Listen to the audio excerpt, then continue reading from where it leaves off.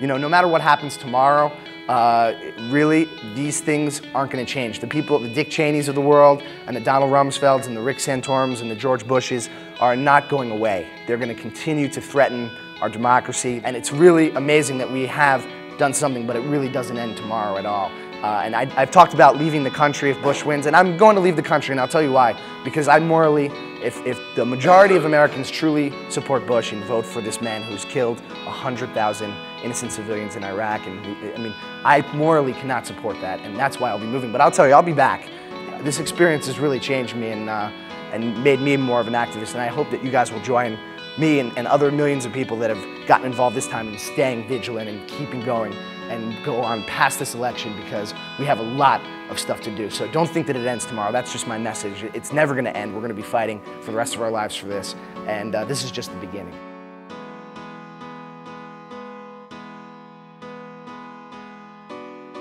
My name is Chris Goldberg. I'm 25 years old. In 2004, I quit my job in New York City and flew to Miami to try and influence the presidential election. There I led a group of political canvassers known as Grassroots. We had one goal: to defeat George Bush. This is our story. 1, 2, 3, victory!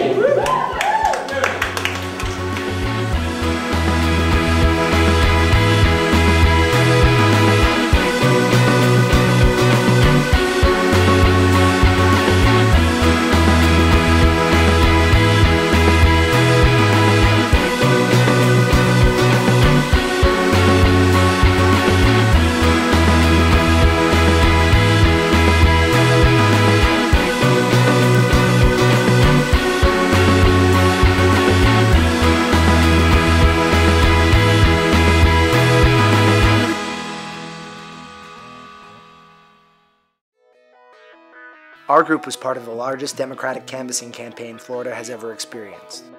People came from all over the country to Miami, hoping to sway the election for the Democrats. They all had different reasons for coming, which really weren't so different at all.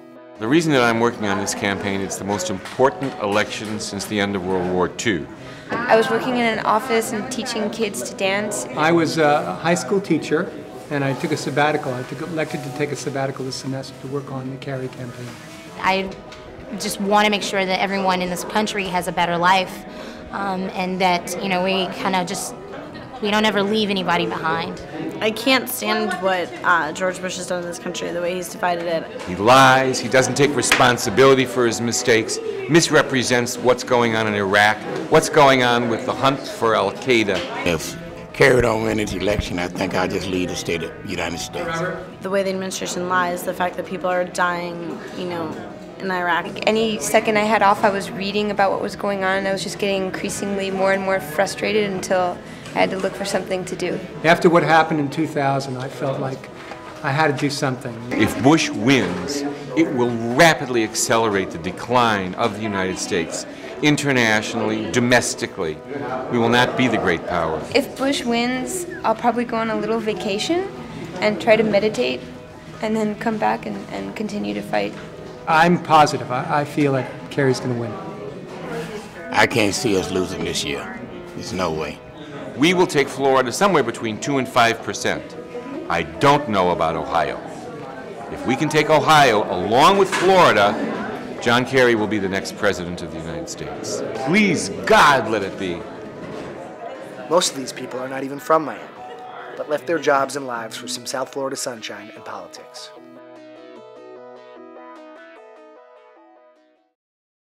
The question you're probably asking is, why Miami?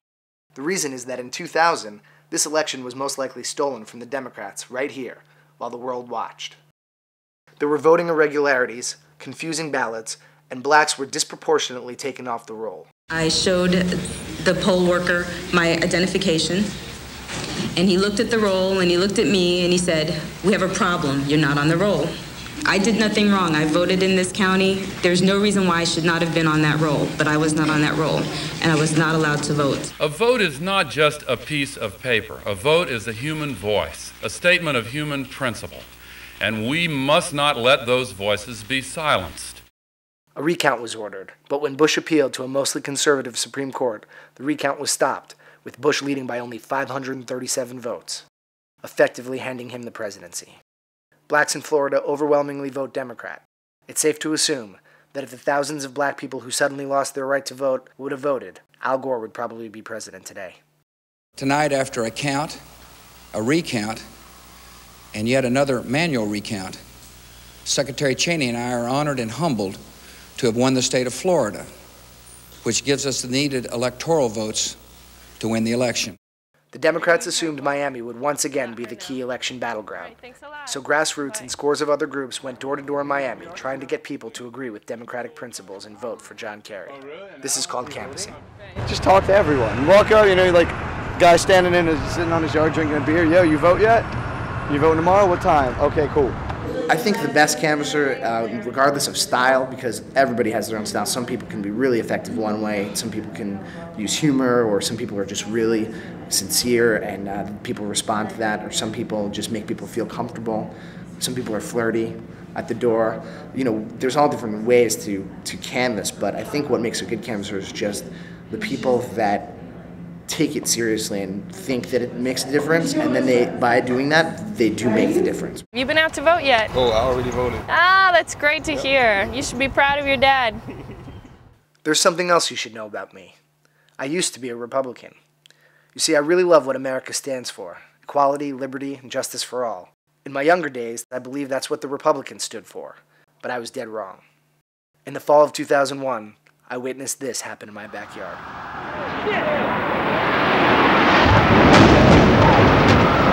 We have something that has happened here at the World Trade Center. We actually on the World Trade Center. My heavens, this is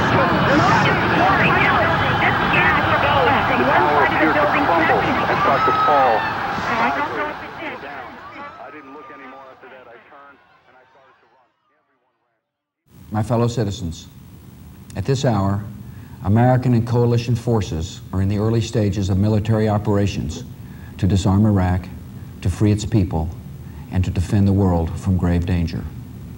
On my orders, coalition forces have begun striking selected targets of military importance to undermine Saddam Hussein's ability to wage war.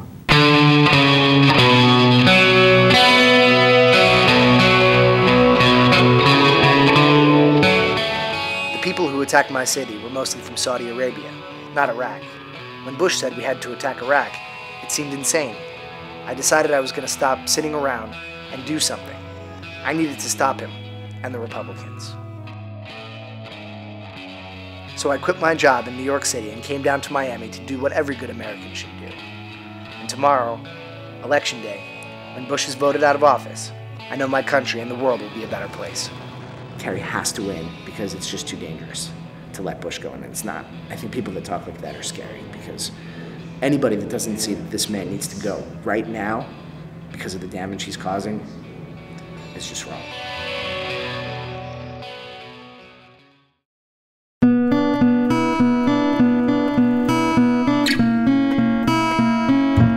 We spent a lot of our time canvassing in a predominantly low-income African-American neighborhood in Miami named Liberty City.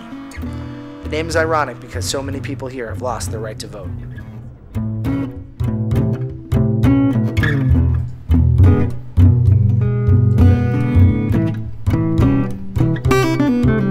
Hey, baby. Yeah? Who are you? I work for an organization called Working America. We're getting out rocking the vote, making sure people are voting. You doing your thing. I'm doing my thing. Oh, okay. Trying to make a dollar. No, trying to make a difference. Trying to make things change. Exactly.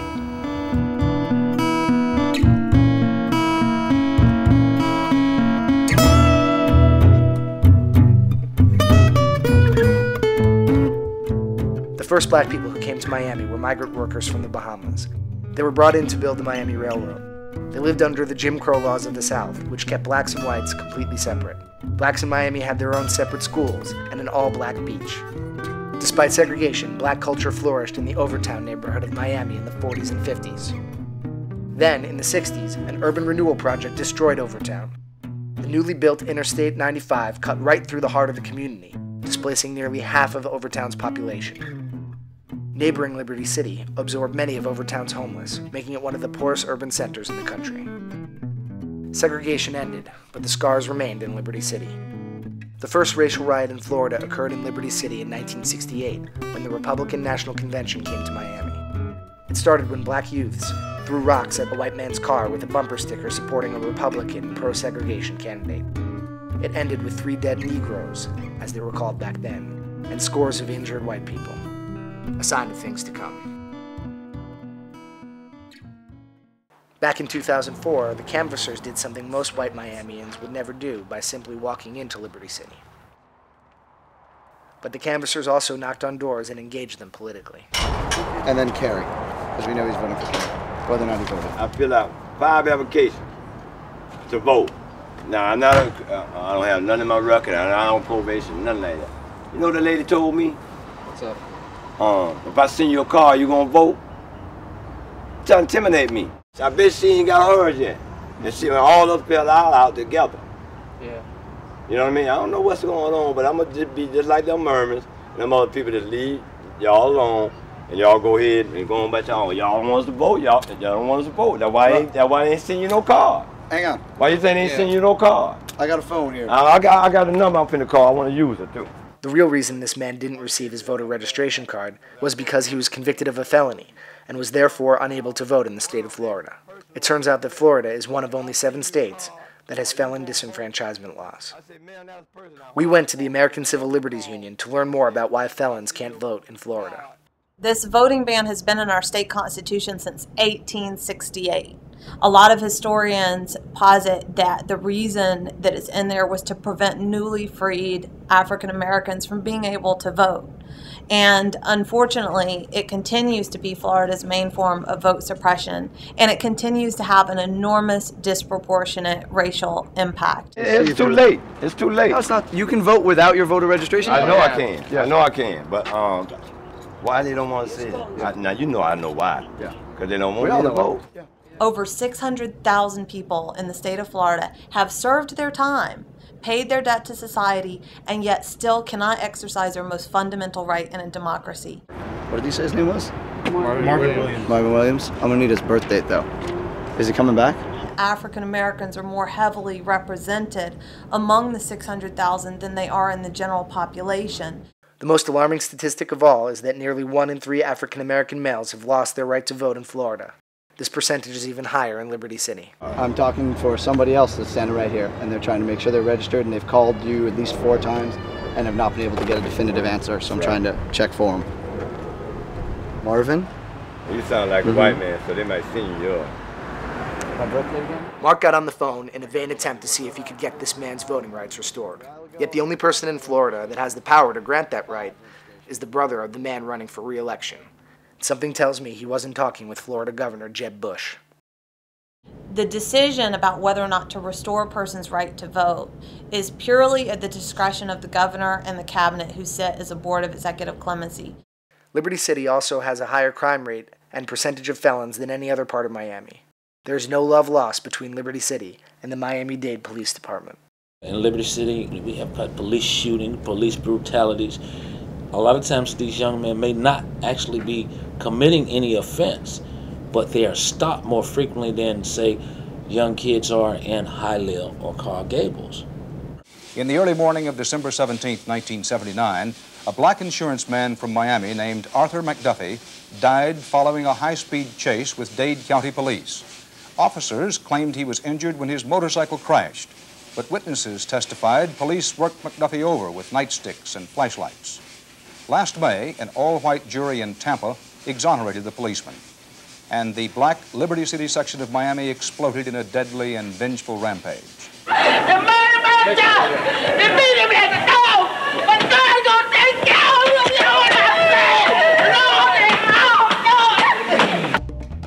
In 1980, the worst riot in Florida history occurred in Liberty City, known as the McDuffie Riots.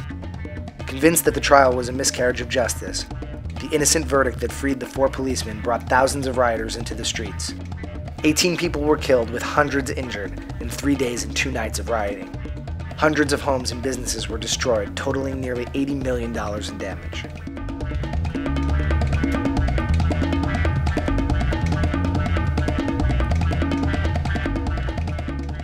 Nearly a quarter century later, this man is still trying to rebuild Liberty City. He created an organization that has helped hundreds of small businesses in Liberty City acquire loans and get on their feet. For his efforts, he won the Merit Award, the highest award given to a citizen of Dade County. Yet, like many Liberty City residents, he can't vote. This is the Merit Award. This is the highest award given to a citizen in Miami-Dade County. And I'm the only black, only non-professional person, and only convicted felon to ever win the Merit Award. It's funny that when I got released from prison the last time, about 3 or 4 years later, I received my voter's registration card. And it tell me what precincts I vote in now, and when I can vote. And I used it. And I voted up until the 2000 presidential election. A couple of months before the 2000 presidential election, I get a letter from the Elections Department of Dade County. Dear Mr. Jones, after doing extensive research, it's our conclusion that your rights have not been restored. So as of now, you don't have the right to vote. If the Merit Award winners' voting rights have not been restored, it shouldn't be a surprise to learn that the vast majority of clemency appeals are denied by the governor. The situation has been too much for Leroy to bear. If you don't have that power to pick the people to represent you, then you have to get what they give you. You know, and normally it's not what you want. It turns out that Elton Edwards of the ACLU also has a personal interest in repealing the voting ban. No, I was not registered to vote because I too am affected by the disenfranchisement laws of the state of Florida. When a man is voiceless and he cannot speak out for himself and he has to rely on someone else, he may at one point or another feel helpless. And the silence of the voice is not something that I expect to endure for the rest of my life as a member of this society.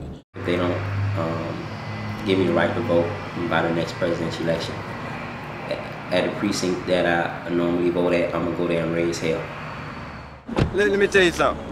Nobody don't have to wait to try to help me at the last minute. I've been feeling this out since June. I know, I hear that. You should have been helping me 2 months ago. Like the last month would have been better. Yeah. Not the next day. You know, no, you don't put no crap like that. All right. Then y'all come around, knowing voting tomorrow. Yeah. Well, we were around before, but we just didn't get in touch. Knowing people been having trouble all month long with their car. Yeah. Y'all come around the last moment. Y'all probably working with it too. I can tell you, I'm trying to get you to vote, sir. But, no. Okay. You have a great day. Sorry. He didn't have his rights restored from a felony. That's why he's not registered to vote, is what they told me. She wouldn't tell me that on the phone, but because he wouldn't listen, she told me to tell him. So, can't do that. Mark and Nicole worked tirelessly, knocking on hundreds of doors, trying to get out the vote, talking to as many people as possible. Hi. Are Willie and Florence home? We're just encouraging everybody to be very, very patient tomorrow. There are going to be long lines, most likely. You want to change something, this is the only voice you have. This is your opportunity to change something.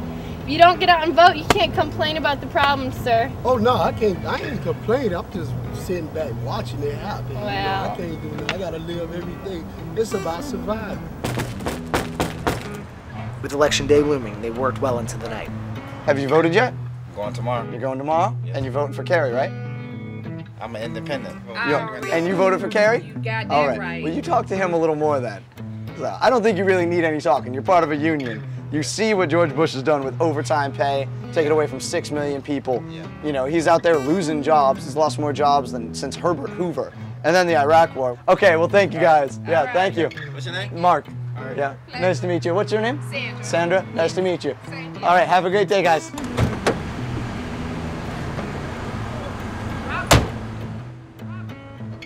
Mark was the last canvasser back to headquarters that evening.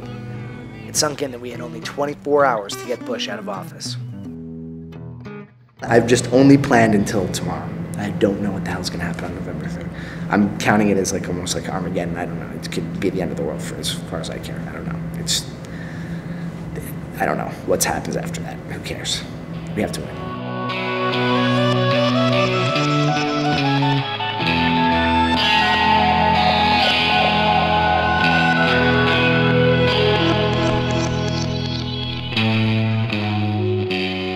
Yes, a change y'all come. Change y'all come.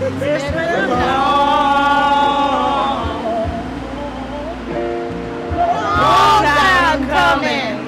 I know the change gonna come. All right. So let's get in a little circle real quick. Okay, basically, we're gonna be in charge of 3 precincts today. So we're gonna have to split up into 3 groups. You guys need to know also at the top is there's only 1 voting spot per precinct. So the only spot that anybody that you're talking to will be that one that's written at the top there. So if anybody needs to know where to go, obviously let them know.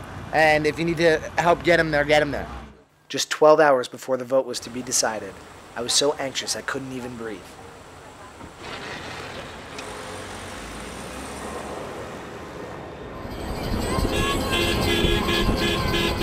The Spanish-speaking people in the group went to Hialeah, a predominantly Cuban neighborhood in Miami. They were festive at first. On a nice election day, all the way we go, victory parade. But quickly met resistance in this heavily Republican turf. Move, Bush, get out the way! Get out the way, Bush, get out the way! Move, Bush, get out the way! Get out the way, Bush, get out the way! Move, Bush, get out the way! George W. Bush loved United States. Because I love United States, I love George W. Bush.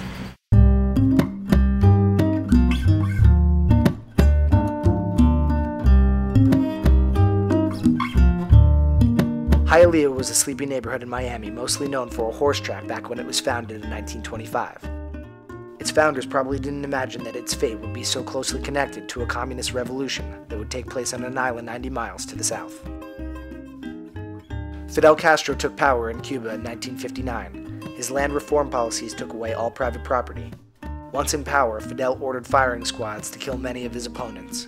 Labeled worms and scum by their countrymen, over the next 2 years, 135,000 Cubans fled to South Florida. The city of Miami became the refuge for those fleeing the revolution.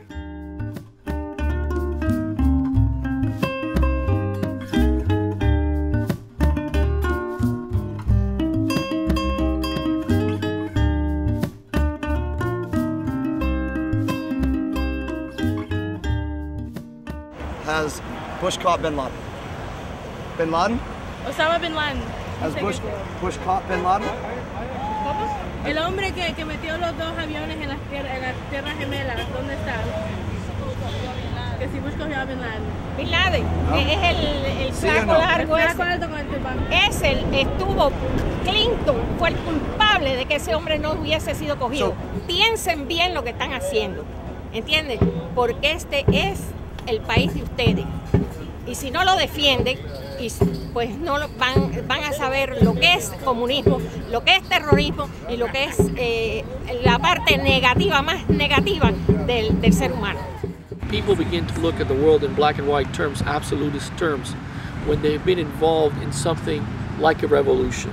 There were many, many extreme things that were done that were polarizing and traumatizing to the population here. The world becomes coded into dichotomous categories, good and bad, black and white, communism, anti-communism, Democrat and Republican. And so as a result of that, you tend to get the same reaction to a Democrat that you might get to a communist. Kerry está a favor de todos los comunistas. No queremos comunistas para este país ni para toda América Latina. Kerry es comunista. Abajo Kerry, arriba Bush. Ahí está, así queremos hombres mismo. decisivos que defiendan este país. No queremos comunistas como Kerry. Kerry comunista, fuera. Fuera Kerry comunista. El que vivió el comunismo sabe lo que es. For many years, the Cuban exiles have been very angry, with often very good reasons, at the Cuban communists, at Fidel Castro. But Fidel Castro and the Cuban communists have been far away and difficult to strike at. And so you can see that there's a psychological substitution of others who get to be associated in the mind with the evil that you want to strike at. Aquí hay democracia, no hay comunismo. Con Kerry hay democracia Para todos, no solo para los de dinero. Sí, señor. ¡Ay! ¡Brinca, date! ¡Ay! ¡Brinca, brinca! Pero... Vamos, yo me muero, tú mueres aquí. Invitada a la fiesta de celebración de nosotros.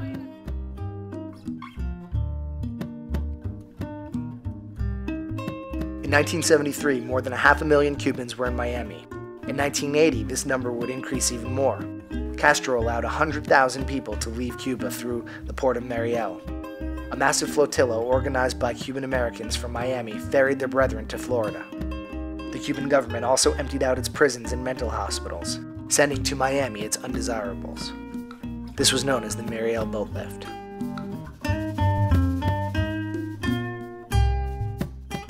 In 2004, Hialeah had the largest percentage of Cuban Americans in the U.S., at nearly 60%, and their power in Miami politics was peaking. Manny Diaz was Miami's third Cuban-born mayor. Cuban exile Mel Martinez was running for the Senate. Florida was a swing state, and presidential candidates realized the importance of winning the Cuban-American vote. For most Cuban Americans, this means supporting the U.S. government's strict economic embargo on Cuba. Republicans strongly support the embargo, so therefore most Cubans vote Republican. What many people don't know is how sensitive this issue is. In Miami, it can be dangerous to not support the embargo, as Francisco Aruca would find out. This radio station used to be located in Little Havana. When I started my radio program, all the windows were broken several times. They would fix the windows, broken again. This is a city where boycotts have been declared against people who disagree with the right-wing elements. There were years here that I, for example, in the 70s, I wouldn't be able to do the programs I'm doing now. They would have killed me. What you must understand is that all media in Spanish is very afraid of breaking with this pattern because they're afraid of the consequences. Francisco is a Cuban-American exile, economist, and radio personality who believes the embargo should be lifted. You are punishing a people in order to achieve narrow objectives. An embargo hurts the Cuban economy. It doesn't work like a laser and just hurting the Cuban communists or Fidel Castro. Fidel Castro is the last one to feel the embargo. It hurts the Cuban people. So first of all, it's unethical. That's my first one. Secondly, the embargo is the single most important reason preventing changes in Cuba. We Cuban Americans have to take responsibility that we, and not just Fidel Castro, are hurting the Cuban people by our support of the embargo. Max Castro is a sociologist who had a column in the Spanish version of the Miami Herald, El Nuevo Herald, and was fired by the newspaper in August 2004 after writing what was perceived to be an anti-embargo column. Did the Herald decide to suspend my column because of politics, that they were moving towards a more conservative position regarding the Cuban community? I think that's pretty evident. If they had picked up someone that had a voice similar to mine and a position similar to mine, that would have been something that would have shown that they weren't really making any kind of a change in terms of the politics or the ideology. But the fact is they didn't pick up anyone that had any voice at all similar to mine.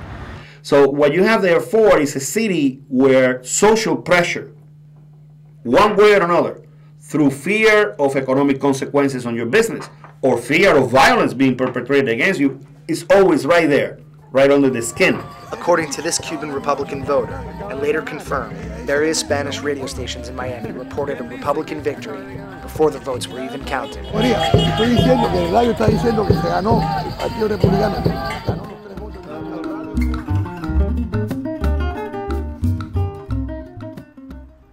While the Hialeah crew was having trouble finding a Kerry voter, I was in the Little Haiti neighborhood of Miami, where we were soaking in the love.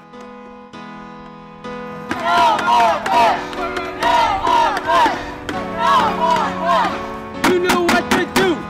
Vote for Kerry. Bush is scary.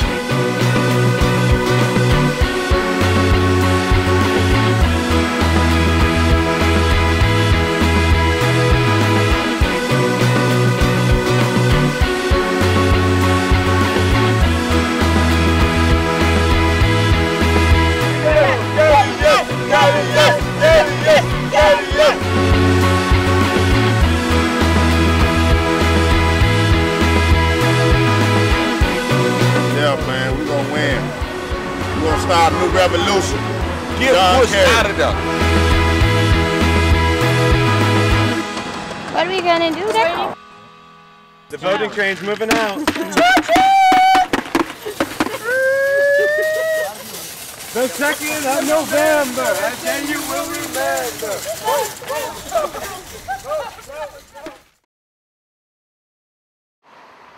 Just a short drive from Hialeah, but a world apart, is Little Haiti, the largest Haitian-American community in the United States.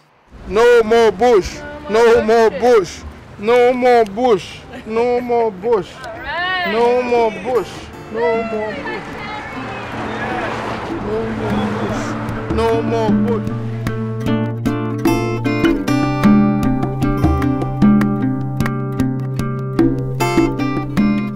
The story began in 1969 when the first 23 Haitian refugees came to Miami on a boat. Everyone aboard was arrested and then deported.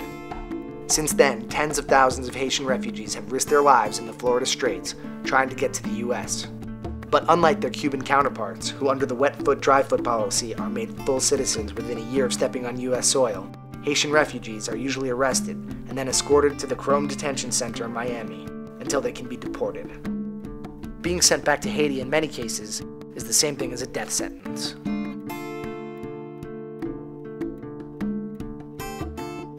Haiti is the poorest republic in the Western Hemisphere. More people are dying from starvation. The life expectancy is not even 50 years. More people die before the age of 1 than any place in the Western Hemisphere. I think it's one of the 5 or 6 poorest nations in the entire world. The morgue is lined with bodies that are being eaten by bugs. The chance of getting a job are almost nil. Kids are starving. There's no educational system.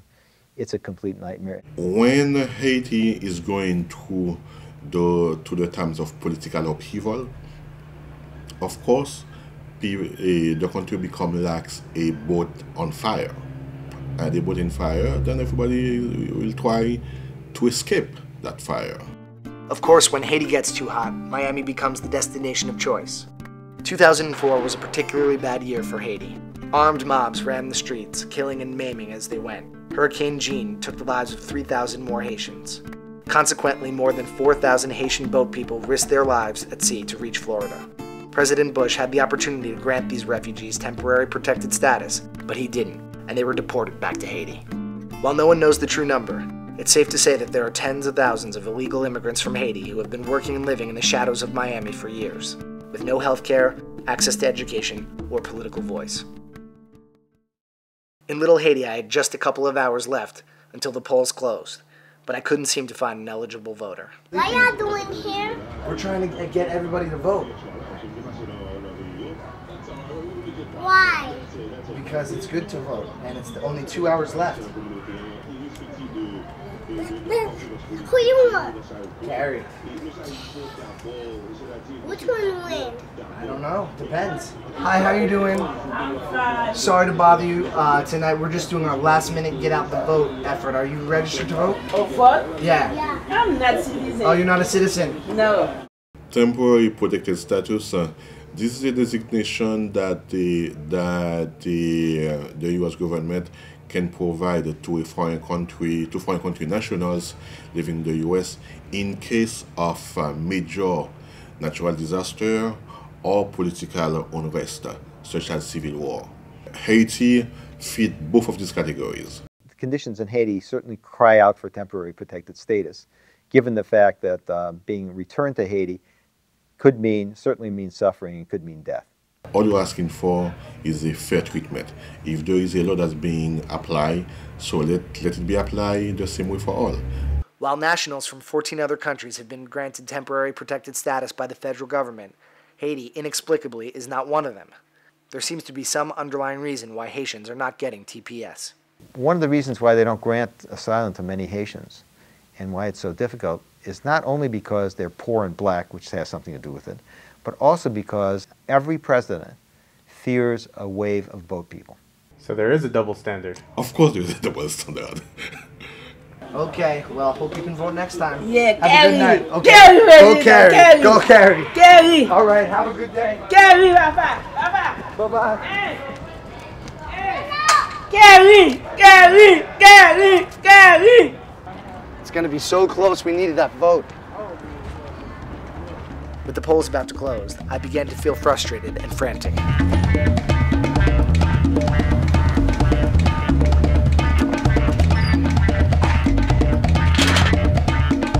Guy had his pants down.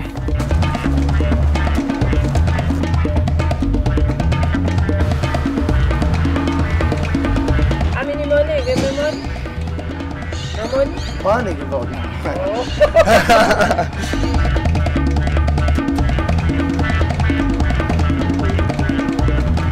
Is that dog gonna bite me? Are any of you registered to vote? We're going for Bush. You're for Bush? Yeah, vote for Castro. Oh, you're Cuban?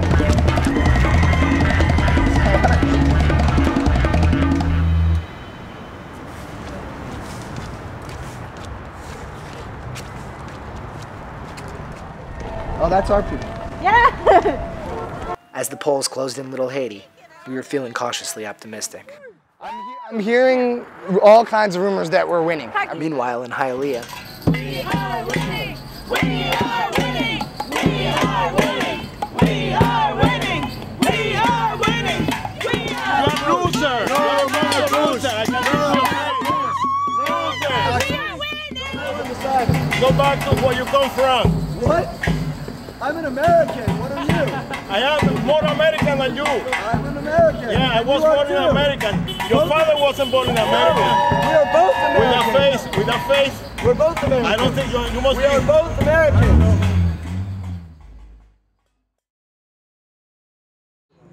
They're not announcing him yet. The polls have closed. They announced Vermont and Georgia and Indiana. I don't give a shit about those. Right. What about Florida? What about Ohio? What about Pennsylvania? There's still people in line in all those places. Vegas gave 3-1. There's not. I want to hear those numbers. I want to know how much we won by. What's the margin of victory? When are you going in tomorrow? I'm gonna go in tomorrow. I have no idea. It depends, really. I have no idea. Maybe not even tomorrow. I mean, it depends. All right. No problem. After the polls closed, the group decided to meet at a local pub to watch the results. I was too nervous to go inside. And I don't want to watch the states pop up. It's too stressful for me. I just can't do that. I don't know what I'm gonna do. I want to be with everybody, but it's enough to just drive me insane. I can't do it.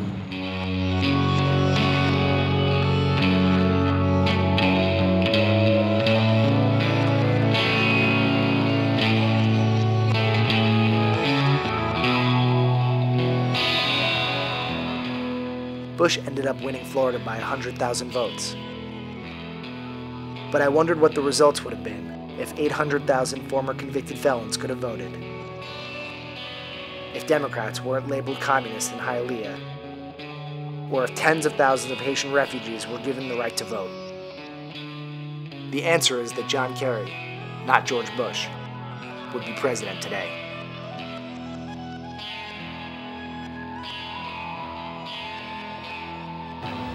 This election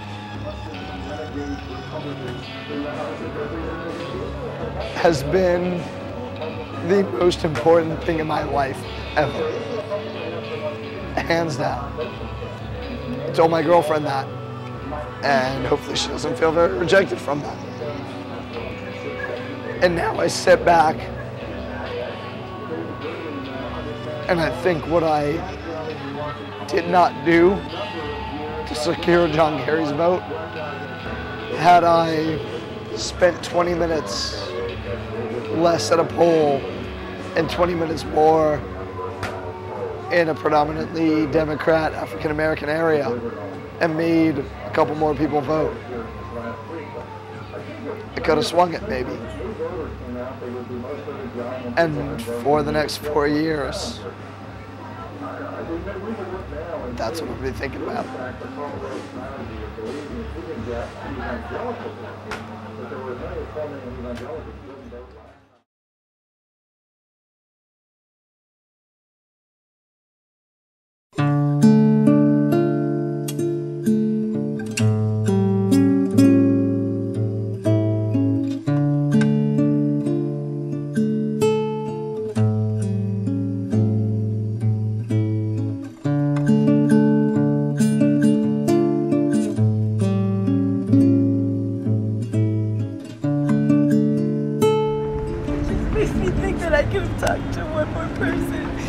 like convince them more, because there were some people that I talked to that just they didn't fight hard enough. I just feel like I was psyched out.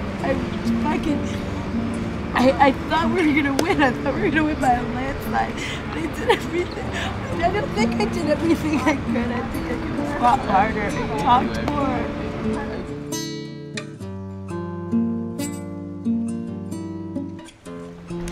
We did what we could.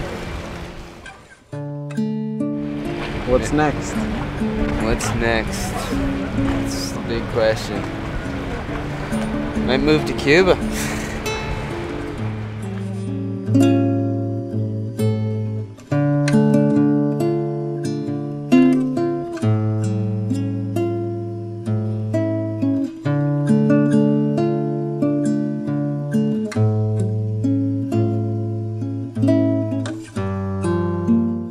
So as promised, I left the country.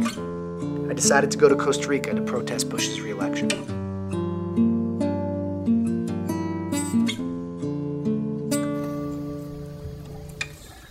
I'm devastated. Where's the outrage? You know, that's my question. It was there at some point. People were outraged about shit. It was cool to be an activist at one point, you know. Now, I don't know. You can't take it casually. I think the big thing my uncles and aunts and Republicans and people that I know say is, like, you're too intense, man. You know, like, why don't you just have a good time? Why don't you just relax? Everything's cool. It's not cool. And I want to just slap these people. You know, like, fuck you. I'm intense. Like, look what's going on. Like, you know, how could you not be intense with what's going on? Where's the outrage? Where is it?